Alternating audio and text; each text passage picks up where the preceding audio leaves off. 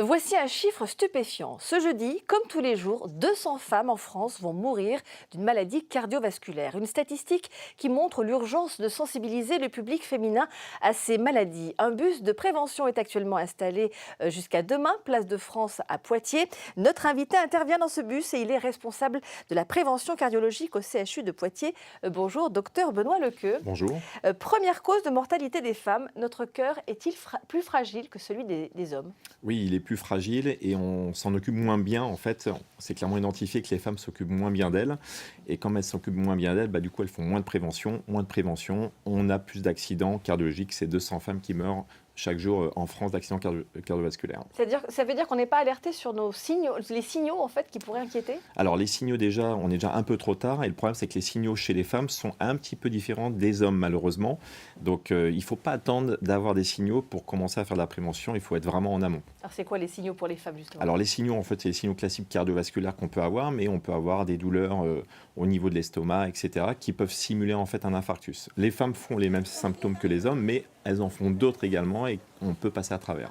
Est-ce qu'il y a des facteurs de risque plus importants chez les femmes ? Alors, facteur de risque chez les femmes, oui, concernant les cycles hormonaux des femmes. Donc, la ménopause, et notamment la ménopause précoce avant 40 ans, est un facteur de risque. Mais dès que les femmes ont leur ménopause, en fait, le risque cardiovasculaire augmente. Les femmes, pendant la grossesse, qui ont également du diabète, de l'hypertension, sont plus à risque. Et également, les femmes qui ont de l'endométriose sont plus à risque d'avoir des maladies cardiovasculaires. On peut faire des cocktails assez explosifs. Exactement. Que faire pour prévenir justement ces maladies, ces accidents ? Alors, prévenir, c'est les dépister tôt, en fait. Donc, les facteurs de risque cardiovasculaire classiques, qui sont l'hypertension, souvent asymptomatique, le diabète, le cholestérol, mais également la sédentarité, les problèmes de sommeil. Donc, tout ça, si on identifie les patients et les patientes et qu'on interroge surtout, puisqu'il faut interroger les gens, c'est assez simple, on peut dépister et faire de la prévention à ce niveau-là. Est-ce que les femmes jeunes aussi sont aussi touchées, plus touchées qu'avant ? Alors, elles peuvent être plus touchées puisqu'elles sont exposées notamment au tabagisme plus précoce. On sait que les femmes fument de plus en plus tôt et également elles ont des moyens ostroprogestatifs de contraception qui augmentent également le risque cardiovasculaire.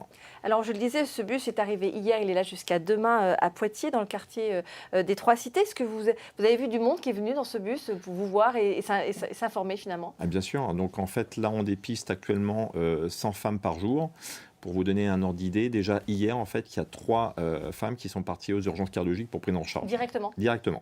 Donc, en fait, et elles avaient peu de symptômes, notamment sur des problèmes d'hypertension. Il y a même une femme qui avait fait un infarctus récemment et qui n'a pas consulté, malheureusement. Donc, ça veut dire qu'il faut régulièrement au moins contrôler son hypertension pour prévenir ça ? Alors, il faut la dépister, notamment l'hypertension, et il faut la traiter et l'équilibrer pour justement éviter ces maladies qui, malheureusement, on est beaucoup plus à risque quand on a fait un accident que quand on agit en prévention. Et quand il n'y a pas de bus, on va où ? D'un pharmacien Oui, c'est médecin, ça. Consultation, il faut être dans le parcours de soins, consulter son médecin généraliste qui va en fait dépister les maladies. Mais déjà en amont, la sédentarité, on fait de l'activité physique, on régule son sommeil. Déjà à la base, on mange mieux. Déjà, c'est la prévention vraiment en amont.